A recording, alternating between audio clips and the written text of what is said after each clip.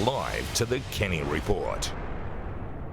Now, I'm very pleased to be able to welcome my next guest, Daily Telegraph columnist, and frankly, one of the soundest voices you are ever going to hear on social issues.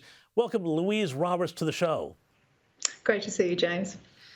So, Louise, we've had a huge week this week, and the whole question of women in politics has come up once again. We saw Julia Banks tipping mud all over the government and the libs of the coalition. But how successful do we think this attempt to get the narrative to be all about the coalition being sexist and having a problem with women is, when all the polls seem to show that is Anthony Albanese who has the problem with women?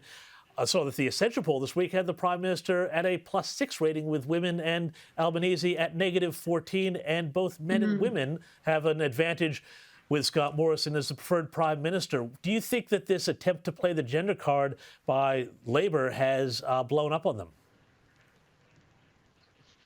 Oh, I think it's definitely backfired, James. I mean, it's interesting because Albanese has really set out his platform as being very pro-women. He's been quite across the whole gender pay gap debate. His budget reply was billed, the female-friendly cash splash. And he's back in March, he was asking women who to come out and talk about it to actually do exactly just that. So he's been very pro-women in his approach. So it's peculiar that his rating is so low compared to the Prime Minister for being anti-women or not understanding women, and ergo women don't. So it's very interesting juxtaposition of the two parties there, I think. Do you think that the left made a big mistake earlier this year when they tried to paint Scott Morrison as out of touch with women because, he said those things about talking to his wife about these issues and things like that? Do you think that that was just an unfair beat-up then?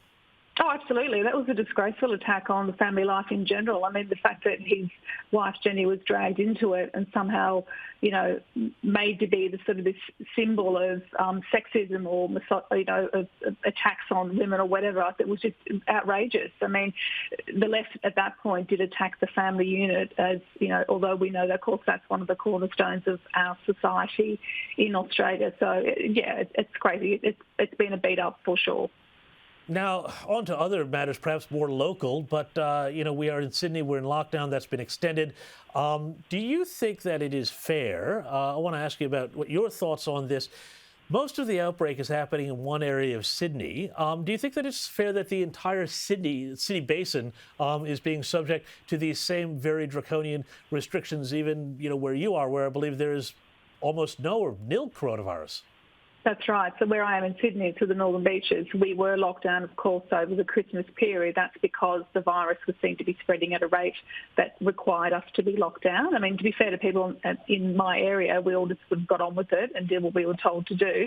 And there's been some conjecture about whether it's fair to lock down those 4 suburbs in southwestern Sydney, but I think we're dealing with a different strain here, aren't we? It does seem to be far more contagious, and it, by all accounts, it is not being controlled very well at all. We've got 44 new cases today.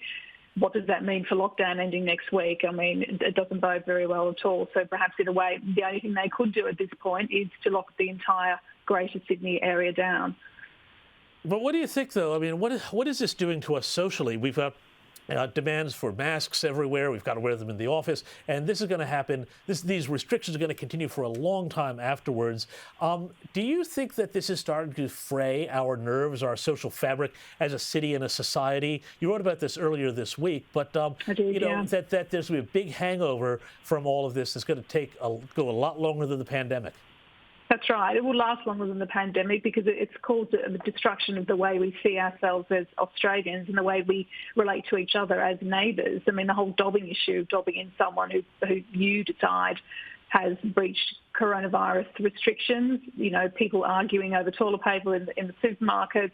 Do you wear a mask? Do you not wear a mask? It really has frayed our psyche as Australians, particularly when, as you say, you look at what's happening overseas, in UK, in London, for example, you've had Wimbledon, you've had the Austrian Grand Prix, and we don't seem to have any light at the end of the tunnel here.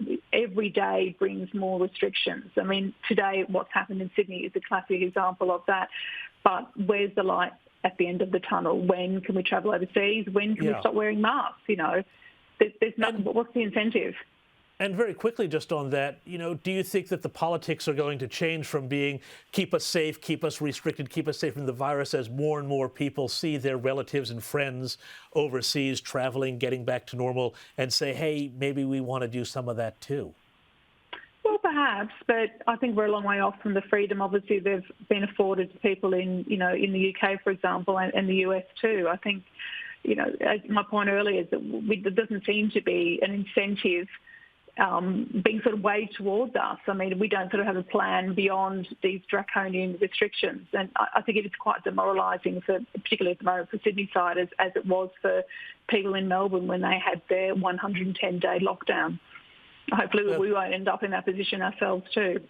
Yeah, well, Louise, we're going to have to leave it there, but this won't be the last time we're going to be talking about this, I'm afraid. No. Thanks so much, Daily Telegraph columnist Louise Robertson.